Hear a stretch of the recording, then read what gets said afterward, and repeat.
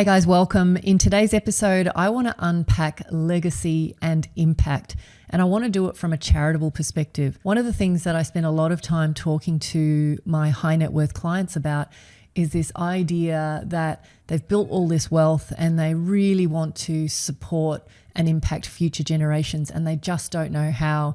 A lot of people recognize that handing money to their children down the track may not actually serve them, in fact, may hinder them. And there's also a recognition that if the right culture isn't created within families, then a lot of wealth dissipates very quickly. And so the running joke, which you may have heard, is that you guys will make the money, your kids will blow it up, the next generation has to start again. So this episode is definitely has a different bent, but join me as I interview a guy by the name of Kieran Johnson, whom I had the great privilege of trekking the Himalayas with last month on a charity trek, as we kind of have this meandering conversation about infinite banking and how to really cultivate culture and impact in your family. Enjoy. All right, guys, I feel very blessed that today I have Kieran Johnson on with me. Kieran and I were trek buddies on the hike that I did through the Himalayas in October. Many of you know that I was fundraising for that. It was one of the most epic adventures I've ever been on. It's probably the hardest thing I've ever done. And when you are in that environment with a small group of people, you find yourself really getting to know people, getting to know who they are, what matters to them. And after that big adventure, I felt like I really had to have you on, Kieran, and kind of share a bit about you and your, what you do and the experience as well. So welcome. It's awesome to have you on. Thanks for having me. It's exciting to be here. Kieran, you came along as the representative of Opportunity International, which is a charity that I've been interested in for a really long time, but probably only started to make, big efforts in the last year or two. I'll tell you really quickly how I got onto this trek was I was talking to your colleague, Ben, and I said, I'd love to really understand how, the mechanics of this charity actually work. And he said, well, as a matter of fact, it's a chance to go and do this adventure trek and do an insight tour. So I think I got a lot more than I bargained for. But let me start that. That's a great way to put it. I would love it if you could just do a really quick overview of who you are and who Opportunity is, because I think that would be, give context to this. Yeah. Sure. Well, we'll start with me. Okay. So I am the state manager for Opportunity in WA and SA. And I always add to that, it sounds super impressive, but I'm the only staff member for Opportunity in WA. But I manage any sort of fundraising or philanthropy in these two states. I'm based in Perth. I used to live in Adelaide. And so Adelaide being my hometown. So I kind of understand both states. And so I'm able to manage that. And so I connect with philanthropists. I connect with people who are in business. I connect with families who just want to give and make a difference and help them find purpose in their giving and help them connect with Opportunity when they give, because nobody really enjoys just throwing money at a charity and then never kind of hearing back about what difference they're making and the impact and all that sort of thing. And so I help people align that. I've been doing this role for 8 years. I really love it, obviously, because otherwise I wouldn't still be here. I get the benefit of, working for a great organization and also doing some great work in the world. My background is in finance. I started out my working life in banking in Melbourne. I was a business development manager selling financial products to financial planners, and very aware of kind of who I'm speaking to and other people that may be kind of in this world. But it wasn't for me.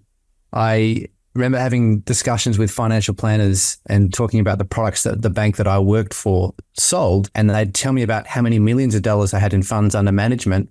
And I just got to the point where I went, I don't care about that. That doesn't float my boat. I need to find something that I'm passionate about. And so I was able to do that and journey off into radio and worked for World Vision for a bit, and then now with Opportunity. So it's very much for a for-purpose element of my career. I am married. I have 4 children, ranging from 17 down to 3, 2 boys, 2 girls. My 3-year-old is not like my other children. I keep chatting to my wife. I'm like, I don't know what to do with this one. I haven't worked her out. She's amazing and adorable, but everything that I've been doing with the others is not working for her. So I've got to change the way that I parent, I think.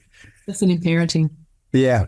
So that's me. Opportunity. Opportunity is, we're ending poverty one family and one community at a time through the power of a small loan. We provide a small loan for women living in India and Indonesia. They take that, they start a business, they put food on the table, send their kids to school, pay the loan back and work their way out of poverty. It's an empowerment model. And our founder, David Basso, who started this organisation from Sydney almost 50 years ago, not quite 50 years ago, he was a big believer in, he didn't like charity. He didn't want handouts. He wanted to be able to provide people with something that they could use and create something for themselves. And so there's some dignity and purpose in it. That was the most beautiful explanation. I'm assuming you've done that a fair few times. Yeah, I have. But it's, I don't know, I still get goosebumps, right?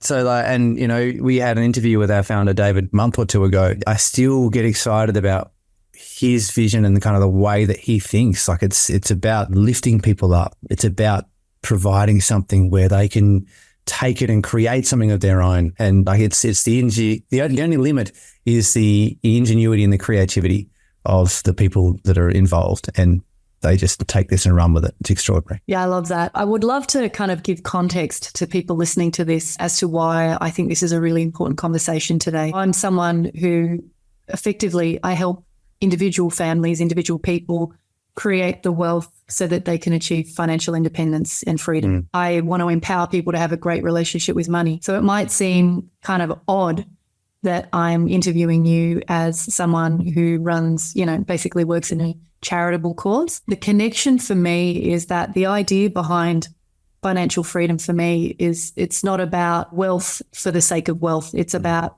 the freedom to choose, the capacity to have the impact in the world that you want. And I think too many of us postpone that idea till we're maybe too old to actually, really put some thought into it. So part of my motivation for bringing you on today, and I know on our trek, I must have been the person that asked the most annoying questions. I'm really interested in the mechanics of how this works. And I know in our community, one of the things that we spend a lot of time talking about is legacy, specifically in the context of wealth. We talk about, how is it that you could take $1 that's in your pocket today and still have it be working for you or having impact in, say, 100 years' time? And the reality is that for most people, it's this great ideal, but you would probably know statistically what happens is the generation that we're talking about, they make the money, the kids blow it up, and then the next generation starts again. That's 98% of families, they go down that path. What really appeals to me about the work that you guys do is it is the first application of what I would describe as infinite banking in motion. And so for me, I'm at a stage of my life where I really want to start shining the torch on, organizations that have really come up with an out-of-the-box idea. And just for context, like David, your founder, was really a pioneer of this microfinance space, was he not? Yeah, he was. Yeah. The reason I think this is an important conversation for my audience is I want them to understand that part of the purpose of wealth building has to be about impact. And so I think you guys are a great example of that.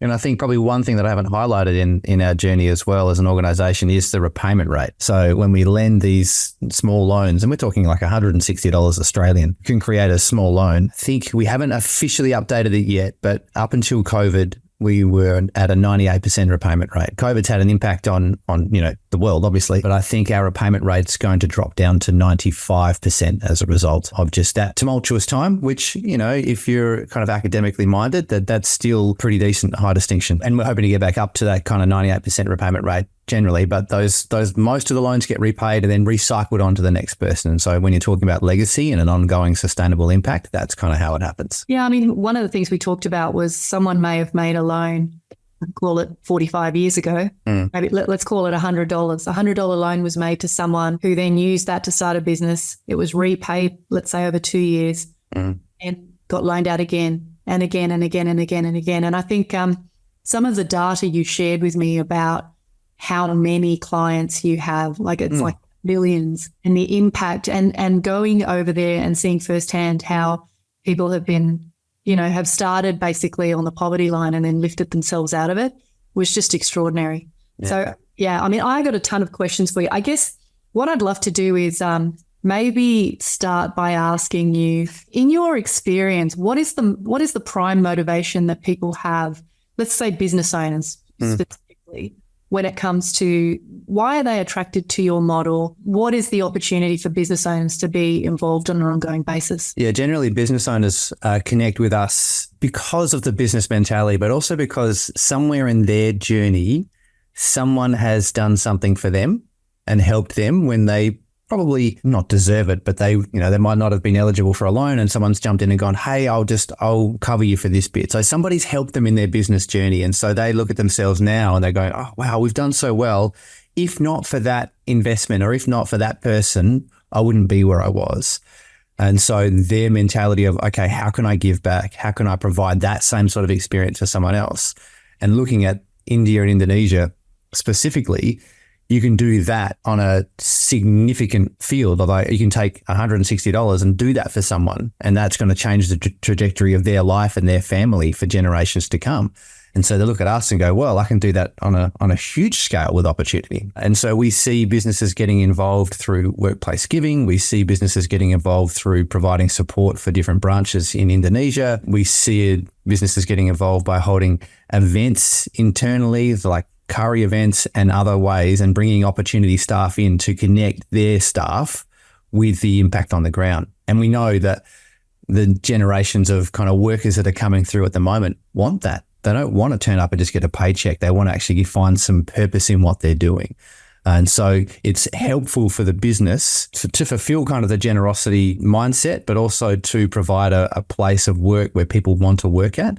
It's helpful for the staff who turn up and find purpose in what they're doing. And it's also helpful for the world. That's a great response. I'd love to ask you a little bit in terms of, like, from a creativity point of view, what sort of structures and schemes and ideas have people come up with in terms of how they contribute? And I don't know if I'm making that clear enough, but like, say, for example, some people peg their success to the amounts that they give away, and some people contribute a percentage of profits. And what sort of creative ideas have you seen in that sense? Yeah, it's those things, like that's comes some of the core elements of, like, some people are like, okay, percentage of our profits goes to opportunity. Some people are very much, I want to impact this many people. There's an ambassador here in WA, and her life goal is to impact 1 million souls, 1 million people. And that's kind of through different elements, but part of that is through her giving and opportunity. And so we're kind of helping her keep track of her impact as an individual of those in the world. And so they have specific numbers, and she donates to us whenever she gets a new client on. And so it's really become part of her DNA and her business DNA as well. And so we've become part of the culture. And we've seen some larger corporates, they would do a massive quiz night and invite people, and then they will provide matching funds for any donations that come on the night. And that's been a real key component over the last few years across a few different events. We have wine tasting events where businesses are like, excellent, we'll send some staff and we're going to provide some matching donation funds as well. So if someone donates $100, we'll match it $100 as well. So there's a few different things and financial components that people put into place. What about from maybe a more family-based sort of structure? One of the things that we talk about is, essentially what the goal for a lot of our members is, that they want to create a pool of investments that throws off enough passive income that they can to live without worrying about, and so they can go on and have the impact they want to in the world. Yep. So, they're not necessarily extraordinary numbers. Sometimes they're fairly modest, sometimes they're not. Often what happens is, and, even I've experienced this, you overshoot the mark a little bit. And so there's this, opportunity to take that surplus and do something meaningful with it. Have you had people donate through wills? Have you had people donate ongoing? Or what are the sort of models you've seen? Yeah, so I've seen the wills as a fun conversation that I have with people, because I encourage people to think about leaving a bequest in their will. And when I have confirmation that they've done it, I'm so grateful, and they become part of our sort of bequest family. But my first comment is, I never want to see this. Like it's such a wonderful way to leave a lasting legacy, which will create more loans and leave a lasting legacy, right? But I never want to see that. But that's such a beautiful way to give. And generally people that do that are also giving on an ongoing basis as well. There are families that will set up foundations, which they will give from. So like a PAF, like a private ancillary fund. And they often will include their children, so the next generation, as directors of that foundation. And so they'll have a discussion as a family of, okay, who do we want to support? There's one in a family in WA, again, that I connect with, and we have conversations with fairly regularly of like, okay, what's going to be the next focus over the next few years? What are you guys passionate about? In 2017, the parents of this family went to India with opportunity, and I was on the trip with them, and it was lovely. Next year, there's a couple of trips happening, one to India, one to Indonesia, and two of the children of this particular couple will be going. So like it's coming down the generational pipeline, I guess, that the children are now getting engaged with the charity. Seeing the children, like the next generation switch on, I'm kind of reluctant to go there with this, but I know that the next decade or so will see the largest transfer of intergenerational wealth, right? And you would know this better than most. And so to see families that are intentional about, okay, this is how we want our family to think. We want them to think globally. We want them to do something positive, to leave a legacy, to be smart with their finances, but also to be generous at the same time. And so they're training the next generation through these sorts of methods. That is such a vital thread you've raised there. I think one of the things we talk about is traditionally, maybe a generation or so ago, there was no discussion of money. And what you got left, at the reading of the will was always a bit of a surprise for people. And so, from my perspective, from a values-based perspective, I think it's really important to be having those conversations about what is it that matters to you? How do you want that wealth to be set? And we talk about letters of intent or videos of intent where you can kind of create something that's, going to be there for forever so that your grandchildren and great-grandchildren and so on would potentially see it. And so one of the big dilemmas, and I'd love your take on this, one of the big dilemmas of a lot of high net worth families is they don't necessarily want all of their wealth to pass to their children for the enjoyment of their children. They actually want the wealth that they've created to be used. And that's why that whole concept of infinite banking is a great one. So part of it might be that they want a family bank so that they can support kids, people down the track that might have disabilities or special needs or all that. But a big part of it for a lot of people is, I want this money to actually make a difference. And so, Warren Buffett and people like that have already been very outspoken, founder of eBay, about, this wealth that I've built will not be going to my children. And I think that's a new trend. And so I'm curious to know if you've been party to any of those conversations or, what are some interesting things you've heard about how people are taking this on? There's a little bit of that, and it's starting to come out more and more. I mean, generally the conversations around, again, going back to the wills and bequests, one of the things that I would generally say is make sure that you take care of your children first. But I've had conversations with people that are like, yeah, they'll be fine. They don't need anything. So I can, just split that off. I think part of the methodology that I've seen with families is not necessarily just waiting until after they've died to then go, okay, this is what I want to happen. Those conversations, as you said, are happening now, and they're involving the children in their giving. So it's now creating a new culture within that family so that the kids are on board. And so that's part of the legacy that lives on. It's the legacy of generosity and of giving. One of the challenges that I foresee is that whilst philosophy of generosity will continue in the family, the focus may shift. So the parents may be very focused on a few different charities that they love, but their children might come on board and then go, actually, we are more interested in climate change, or there might be some other focuses that they bring on board. And so I think it's probably best for the family to stay open to, okay, generosity is our philosophy. We want to be able to give and make the world better, but we don't want to be too stringent on we must do it this way, because as generations change and the world shifts a little bit, there might be some different ways to look at things and the different ways to give. There's a fabulous video on YouTube, which I encourage everyone to listen to if they get the chance, which was an interview done by, I think it was the grandson or the great-grandson of John D. Rockefeller. And one of the things that they have succeeded in doing within their family is creating that culture of giving. So not for personal pleasure and benefit, but for giving. And so they effectively, all of their wealth sits in a foundation for the betterment of others. And so this idea of of course, people are going to shift in terms of what charities they want to support and so forth. But I do think that the culture you create in your family is probably the single biggest factor that creates the difference as to whether that succeeds or fails, and not leaving those conversations till the nth hour to go, oh, by the way, I really would love, the significant to go with you. Yeah. And I think just as a parenting note, there's no guarantee that your kids will jump on board and roll with it 100%. So, but at least as tempting to create that as best you can. Yeah, that's right. I think the whole thing with money is we spend so much time thinking, or a lot of people spend time thinking that they're building all this wealth because they want to help their children. And then they get further down the track and they realize that, they're actually going to be doing them a disservice if they give that wealth to their children without letting them experience some friction themselves in terms of real life. And so there's a pivot sometimes later. And so I think this idea of thinking of wealth from the context of how can I have a greater impact? And the fact that your CEO, I think one of the things he said in the webinar last month is he was often accused of being a capitalist pig.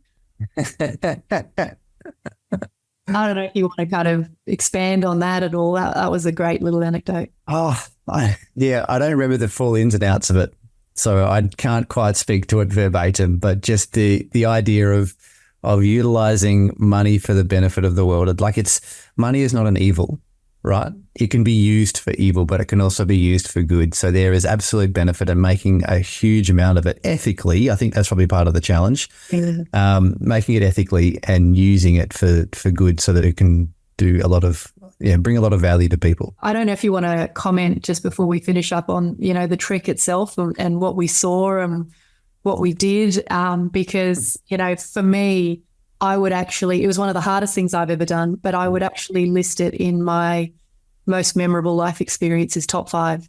Yeah, wow. Extraordinary. Yeah. Yeah, I would agree as well. So being not really an outdoorsy person myself, I had all the gear. Like you can buy all the stuff, and I think that goes a long way to you to becoming the type of person that is outdoorsy. I kind of didn't fully know what to expect, and I wasn't entirely prepared as well for what we were going to see. You know very well, like the second day was super challenging. It was a 1,300 meter incline across what felt like 48 hours. It was a long day. We rock into the tents that night, and they're all set up. Everything's fine, but it's dark, and we don't know what we're looking at. We're all tired. Everyone was grumpy, and we just kind of had dinner and went to bed. And it was a cold night. You wake up in the morning, and the sun is rising, and you kind of come out of your tent. It's clear, and you're seeing snow-capped mountains. And that was the first moment that I just went, "Holy cow! I am not prepared for this. Like, I haven't actually built up to this moment where I'm actually looking at where Everest is and Sleeping Buddha." And it was just extraordinary. So I think part of that experience, again, I never thought I would be the person that would be walking through the Himalayas or seeing where Everest is, but then all of a sudden I'm like, this is where I am. I'm experiencing this. This is rare air. I just want to take it in. And I think for the next few days, as I was kind of walking, I would intentionally stop and just breathe and just go, this is extraordinary. I don't think I'll ever be here again. So let's just kind of enjoy it. And that was kind of the trip for the whole thing. Oh, look, I couldn't agree with you more. I think the second day, nearly killed me. I've got an image like cemented in my mind of like you just kind of meandering along and that look on your face and like, oh, she's having a real tough time. This is not fun. Oh, well, I think it was just the fact that we get back in pitch black. But no, look, the waking up the next day, and apparently it's very rare to just be able to see the mountains very clearly. And we just had this really, unique window of 2 or 3 days where it was just absolutely clear skies and you could see Everest and, all the related mountains, and it was just magic. And then to go on from that and really go into some of these villages where the women had, really taken these loans and over many years, not only built up a business for themselves, but sent their children to schools, just transformative. And so I think what that's done for me is really kind of brought me one step closer to the cold face of recognizing the importance of wealth for impact, and also, that the pursuit of wealth is still a valid pursuit, particularly if those two things are connected. Again, one thing that stands out for me spending time with the loan recipients those last couple of days was just the generational impact. We talk about leaving a legacy. The women would talk about their children who had gone to school, and some of them were taking over and running parts of the business now whilst they were running another part of the business, was just amazing. And talking about their kids as not like, if they needed finance, they wouldn't need to go and get like a small loan. They could go and talk to a bank. Like, they're involved in the banking system now. So that is a huge transition from being unbanked to banked as part of the financial sector. And so they're not going to live in poverty. They're not going to have the experiences that they have. And I think as a parent, that's what we all want, right? Like, we all want our kids to have a better life than we did. Not too comfy and cushy, because we want them to learn and grow and all of that. But we don't want them to experience the harshness, especially the harshness of what poverty has brought upon these families. So it was just inspirational and really exciting to see the difference that it was making for the family and the generations to come. I have a final question for you, which is a little bit left of field. You're a father of 4 with quite a span in terms of age. One of the challenges that a lot of my clients talk about, and I know even I experience it, is how do you cultivate gratitude in your children? Eish. It's a tough question, because I remember we took our boys to India when they were maybe 6 and 7 or something like that. So they were old enough. And we took them on a bit of a walk through a very famous slum. We did an eco tour through a slum. And I mean, that was abject poverty. It was very, all sorts of ecosystems and industry going on. It was, it was quite a beautiful experience. But I could see the experience from the boys' perspective was like, okay, we get it. Like, we understand. It sort of felt like maybe we were, shoving it down their throats. Yeah. And so, I think there's an intellectual gratitude, and then there's a real gratitude. And I'm just curious as if you've got opinions on this. What have you witnessed in some of your donors or your own experience? There's a lot of people that I've talked to over a number of years who are like-minded to myself and care about kind of the world and care about people living in poverty. And generally I can pinpoint it back to a time when they were like 15 and they went to a developing country and saw poverty. Now, it's a fairly general age, because, girls and boys develop at different times, and kind of boys, their frontal lobe doesn't develop until like they're 25 or whatever, and that's where compassion lies. So all of that aside, but generally there is something that's happened in their life where they've gone, oh wow, this is not just about me. There's a whole world out there, and I want to do something to help. Now, there are those that have the same experience and just don't respond in the same way. So I don't know, like is the answer, just giving people the ability to have a different perspective or just be able to see the world. And I think it's going to maybe just bits over time as they get older into adulthood. If I had the secret, I would absolutely use it on my 4 kids, but I don't. So. Okay, let's see. All right. Well, look, Kieran, I'm so thrilled you were able to make time for this today. For me, your organisation is one that I intend to have a very strong connection to in the years ahead. And I very much look forward to going on that next trek with you. That's awesome. Thanks, Selena. Appreciate it.